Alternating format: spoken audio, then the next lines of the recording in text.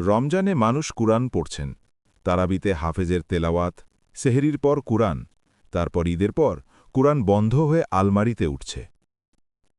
রমজান মাসে একটি দৃশ্য খুব পরিচিত ছিল। মসজিদে মসজিদে হাফেজরা তেলাওয়াত করছেন, মানুষ তারাবিতে কান পেতে কুরআন শুনছেন। ঘরে ঘরে কুরআনের পৃষ্ঠা উল্টানোর শব্দ। ফজরের পর ইফতারের আগে কুরআন হাতে। কিন্তু রমজান শেষ হওয়ার কয়েকদিনের মধ্যে সেই কুরআন আবার উঠে যাচ্ছে আলমারিতে, আবার ধুলো জমতে শুরু করছে পবিত্র পৃষ্ঠায়। আসসালামু আলাইকুম ওয়ারাহমাতুল্লাহি ওয়াবারাকাতুহু। আমি আপনাদের সাথে আজ একটি খুব জরুরি বিষয় নিয়ে কথা বলতে চাই। কুরআন। শুধু রমজানের কুরআন নয়, সারা বছরের কুরআন, প্রতিদিনের কুরআন। আজকের ভিডিওতে আমরা জানব কুরআনের সাথে সম্পর্ক কেন রাখা দরকার, রমজানের পর কেন এই সম্পর্ক ছুটে যায়, এবং সবচেয়ে গুরুত্বপূর্ণ, প্রতিদিন কুরআন পড়ার সহজ, বাস্তবসম্মত উপায়গুলো কী কী। তাহলে শুরু করা যাক। প্রথমে একটু বুঝি কুরআন আসলে কি। আমরা অনেকেই কুরআনকে একটি পবিত্র গ্রন্থ হিসেবে জানি। শেলফে সম্মান দিয়ে রাখি, গিলাফ পরিয়ে যত্ন করি, মাঝে মাঝে পড়ি। কিন্তু আল্লাহ সুবহানাহু ওয়া তাআলা কুরআনকে কিভাবে বর্ণনা করেছেন? আল্লাহ বলেছেন, এটি একটি বরকতময় কিতাব, যা আমি আপনার প্রতি নাজিল করেছি, যাতে মানুষ এর আয়াতসমূহ নিয়ে গভীরভাবে চিন্তা করে এবং বিবেকবান লোকেরা উপদেশ গ্রহণ করে। সূরা সাদ ২৯। লক্ষ্য করুন, আল্লাহ বলছেন তাদাব্বুর, অর্থাৎ গভীরভাবে চিন্তা করতে। শুধু পড়তে নয়, চিন্তা করতে। শুধু মুখে উচ্চারণ করতে নয়, হৃদয়ে ধারণ করতে। আরেকটি আয়াত আল্লাহ আরও বলেছেন, নিশ্চয়ই এই কুরআন সেই পথ দেখায় যা সবচেয়ে সরল, এবং সৎকর্মশীল মুমিনদের সুসংবাদ দেয় যে তাদের জন্য বিশাল পুরস্কার রয়েছে। সূরা বানী ইসরাইল ৯। কুরআন আমাদের জীবনের পথ দেখায়, সবচেয়ে সরল পথ। এই পথ ছাড়া আমরা হাঁটছি অন্ধকারে। একটু থামুন।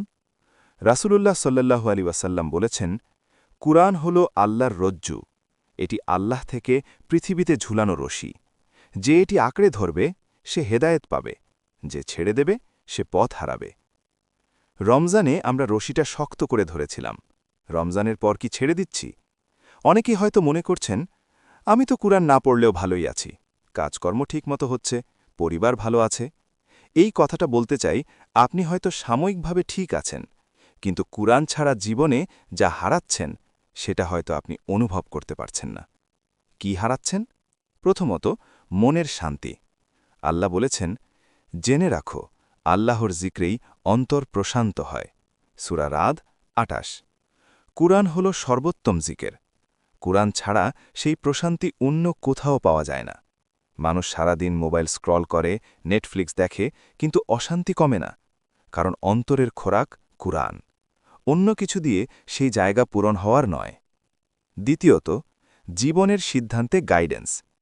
প্রতিদিন আমরা কত সিদ্ধান্ত নিই, ছোট বড় নানা পরিস্থিতিতে পড়ি। কুরআন যে ব্যক্তি নিয়মিত পড়েন, তার বিবেক কুরআনের আলোয় আলোকিত। সে সহজেই সঠিক পথ বেছে নিতে পারেন। তৃতীয়ত, রোজ হাসরের প্রস্তুতি। রাসূলুল্লাহ সাল্লাল্লাহু আলাইহি ওয়াসাল্লাম বলেছেন, কিয়ামতের দিন কুরআন এসে বলবে, হে আল্লাহ, এই ব্যক্তিকে, যে কুরআন পড়ত, সম্মানের পোশাক পরান। তারপর তাকে সম্মানের মুকুট পরানো হবে। কুরআন বলবে, আরও সম্মান করুন। তাকে সম্মানের জামা পরানো হবে। কুরআন বলবে, হে আল্লাহ, এর উপর সন্তুষ্ট হন। আল্লাহ তার উপর সন্তুষ্ট হবেন। তিরমিজি। সুবহান আল্লাহ। কিয়ামতের কঠিন দিনে কুরআন আমাদের পক্ষে সুপারিশ করবে, কিন্তু শুধু তার জন্য যে কুরআন পড়েছে। চতুর্থত, বরকত থেকে বঞ্চিত হওয়া। কুরআনের প্রতিটি হরফে ১০টি করে নেকি। একটি হরফ ১০ নেকি, একটি আয়াত শত শত নেকি। প্রতিদিন না পড়লে এই অসংখ্য নেকি থেকে বঞ্চিত। রমজান শেষ হতেই কোরআন বন্ধ হয়ে যায় কেন? কারণ ১. রমজানে কোরআন পড়া ছিল রুটিনের অংশ। সেহেলের পর পড়তাম, ইফতারের আগে পড়তাম, তারাবিতে শুনতাম। রমজান চলে গেলে সেই রুটিন নেই, তাই কোরআনও নেই। শিক্ষা: কোরআনকে আলাদা রুটিনে রাখতে হবে। রমজানের জন্য নয়, সারা বছরের জন্য। কারণ ২. কোরআন পড়াকে আমরা কাজ মনে করি, কিন্তু মোবাইল দেখা, গল্প করা এগুলোকে বিশ্রাম মনে করি। এটা মানসিকতার সমস্যা। কোরআন পড়া আসলে বিশ্রাম, অন্তরের বিশ্রাম। কারণ ৩, আরবি বুঝি না তাই আগ্রহ কম। অনেকে বলেন, আরবি বুঝি না, পড়ে কী লাভ? এই প্রশ্নের উত্তর হল, রসুলুল্লাহ সাল্লাল্লাহু আলাইহি ওয়াসাল্লাম বলেছেন, যে কোরআন পড়ে এবং তাতে দক্ষ, সে সম্মানিত পুণ্যবান ফেরেশতাদের সাথে থাকবে। আর যে কোরআন পড়তে কষ্ট পায়, তোতলাতে পড়ে, তার জন্য দ্বিগুণ পুরস্কার। সহিহ বুখারী। না বুঝলেও পড়ুন, দ্বিগুণ সওয়াব, তবে সাথে সাথে বুঝতেও চেষ্টা করুন। কারণ ৪, একা পড়তে একঘেয়ে লাগে। পরিবেশ না থাকলে একা একা টিকিয়ে রাখা কঠিন। সমাধান আছে, সেটা পরে বলবো। এখন কিছু অবিশ্বাস্য ফজিলতের কথা বলবো। এগুলো শুনলে কোরআন না পড়ে থাকতে পারবেন না। ফজিলত ১, প্রতিটি হরফে ১০ নেকি।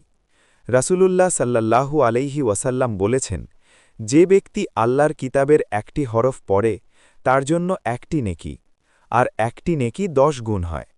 আমি বলছি না যে আলিফ লাম মিম একটি হরফ, বরং আলিফ একটি হরফ, লাম একটি হরফ, মিম একটি হরফ।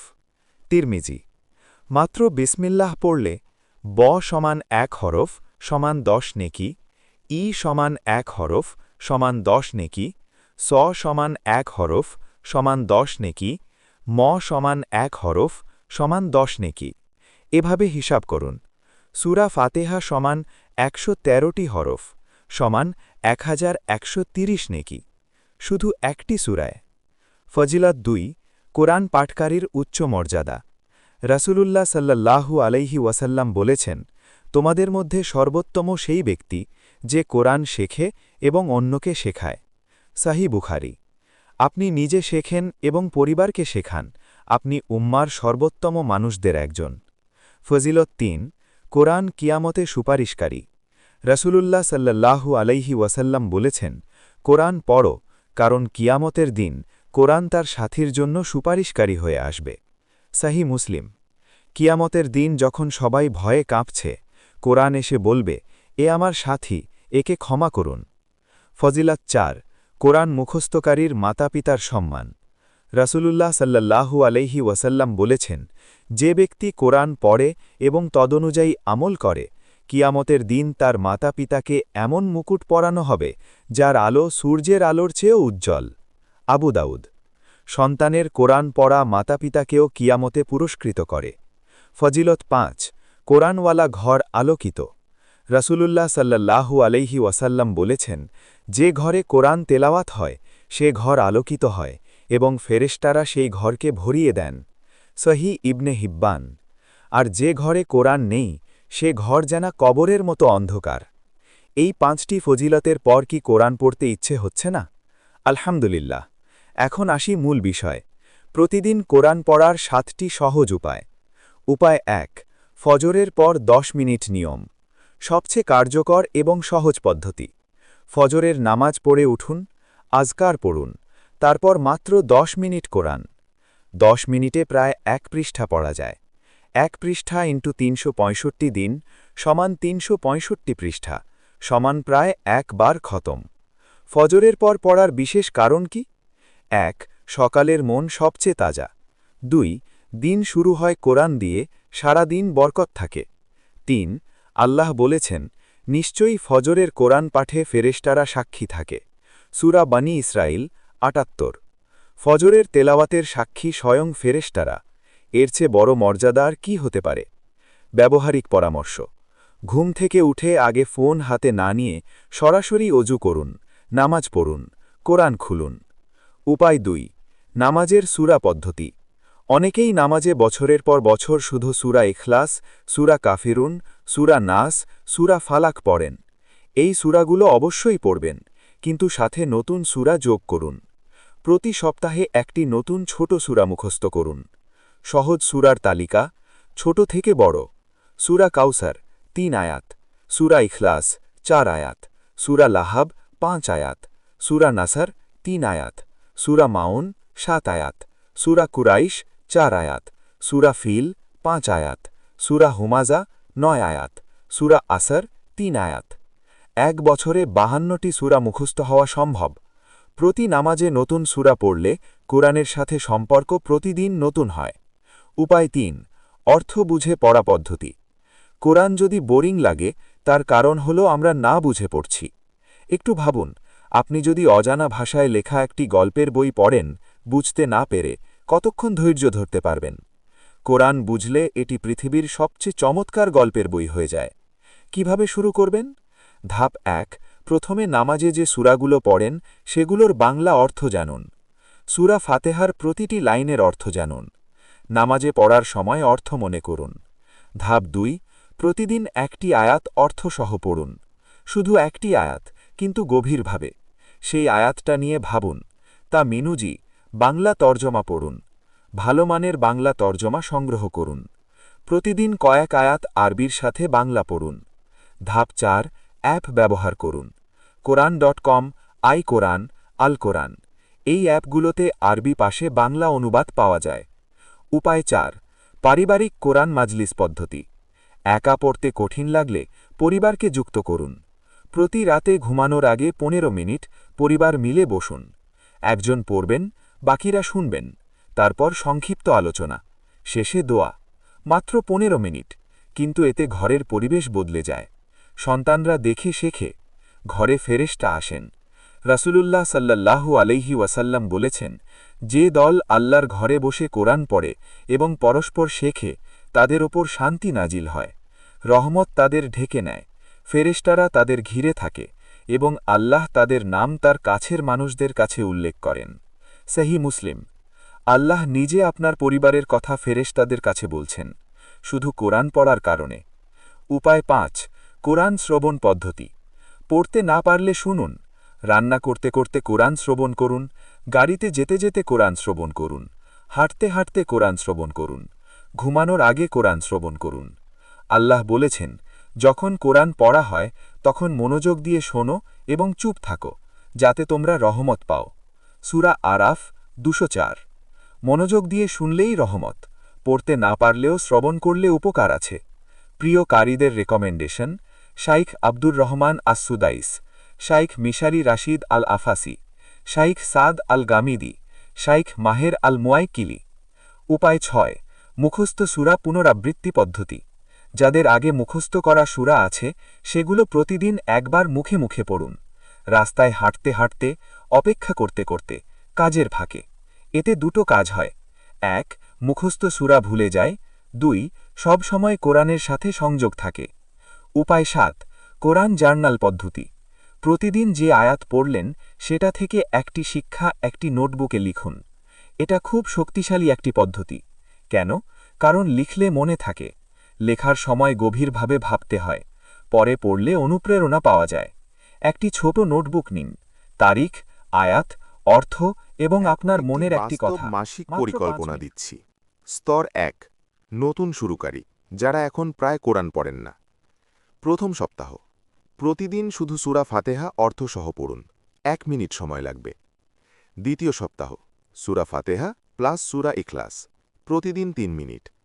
তৃতীয় সপ্তাহ পরিচিত ছোট ৩টি সূরা, প্রতিদিন ৫ মিনিট। চতুর্থ সপ্তাহ ফজরের পর ৫ থেকে ১০ মিনিট কোরআন, রুটিনে যুক্ত। স্তর ২ মাঝারি, যারা মাঝে মাঝে পড়েন। লক্ষ্য নির্ধারণ: প্রতিদিন ন্যূনতম ১ পৃষ্ঠা, সপ্তাহে একটি নতুন ছোট সূরা মুখস্থ, মাসে একটি সূরার অর্থসহ অধ্যয়ন। স্তর ৩ নিয়মিত পাঠক, যারা নিয়মিত পড়েন। লক্ষ্য নির্ধারণ: প্রতিদিন ১ রুকু, প্রায় অর্ধেক পৃষ্ঠা থেকে ১ পৃষ্ঠা। বছরে ১ খতম, প্রতি সপ্তাহে একটি সূরার তাফসির পড়া। একটি বিশেষ কথা বলতে চাই, আপনি নিজে পড়বেন এটা তো অবশ্যই, কিন্তু সন্তানদেরও পড়াতে হবে।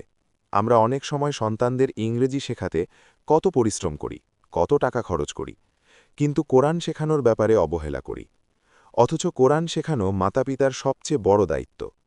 রাসূলুল্লাহ সাল্লাল্লাহু আলাইহি ওয়াসাল্লাম বলেছেন, বাবা তার সন্তানকে যা দিতে পারে তার মধ্যে সবচেয়ে উত্তম হল সুন্দর আদব কায়দা, তিরমিজি, এবং কোরআনই হল সর্বোত্তম আদবের শিক্ষক। সন্তানকে কোরআনে অভ্যস্ত করার উপায়: ৩ বছর বয়স থেকে সূরা ফাতেহা শোনানো, ৫ বছর থেকে আলিফ বা তা শেখানো, ৭ বছর থেকে ছোট সূরা মুখস্থ, ১০ বছর থেকে হেফজের সুযোগ। সবচেয়ে কার্যকর পদ্ধতি আপনি নিজে পড়ুন, সন্তান দেখবে এবং অনুসরণ করবে। সন্তানকে জোর করে পড়াবেন না, আগ্রহ তৈরি করুন। একটি ছোট্ট গল্প বলি। এক সাহাবী তার ছেলেকে প্রতিদিন ফজরের পর নিজের পাশে বসিয়ে কোরআন পড়তেন। ছেলে কিছু না বুঝলেও পাশে বসে থাকত। কয়েক বছর পর ছেলে নিজেই কোরআন হাফেজ হয়ে গেল। অভিভাবকের অভ্যাস সন্তানের জীবন গড়ে। ইসলামের ইতিহাসে কোরআনের সাথে সম্পর্কের কিছু অসাধারণ গল্প আছে। গল্প ১, হজরত উসমান রাদিয়াল্লাহু। হজরত উসমান রাদিয়াল্লাহু আনহু ছিলেন কোরআনের প্রেমিক। তিনি বলেছিলেন, যদি আমাদের অন্তর পবিত্র থাকত, কোরআনের তেলাওয়াত থেকে আমরা কখনো তৃপ্ত হতাম না। তিনি প্রতি রাতে নামাজে পূর্ণ কোরআন খতম করতেন। একটি রাতে পুরো কোরআন। আজ আমরা ১ পৃষ্ঠা পড়তে কষ্ট পাই। গল্প ২, হজরত আবদুল্লাহ ইবনে মাসুদ রাদিয়াল্লাহু। রাসূলুল্লাহ সাল্লাল্লাহু আলাইহি ওয়াসাল্লাম বলেছিলেন, যে চায় কোরআন তাজা তাজা শুনতে, সে যেন ইবনে মাসুদের কাছ থেকে শোনে। ইবনে মাসুদ রাদিয়াল্লাহু বলেছেন, যে ব্যক্তি কোরআন ভালোবাসে সে আল্লাহ ও তার রাসূলকে ভালোবাসে। গল্প ৩, একজন সাধারণ মুসলিমের গল্প। আমাদের সময়কার একজন বৃদ্ধ আলেম বলেছিলেন, আমি ৬০ বছর ধরে প্রতিদিন ফজরের পর কোরআন পড়ি, একটি দিনও মিস করিনি। এই একটি অভ্যাস আমার পুরো জীবন বদলে দিয়েছে। আমি যখনই বিপদে পড়েছি, কোরআন খুললে সেই বিপদের সমাধান পেয়েছি। এটাই কোরআনের সাথে সম্পর্কের শক্তি। ভাই ও বোনেরা, আমি আজ আপনাদের কাছে একটি চুক্তির প্রস্তাব দিতে চাই। কোরআনের সাথে একটি চুক্তি।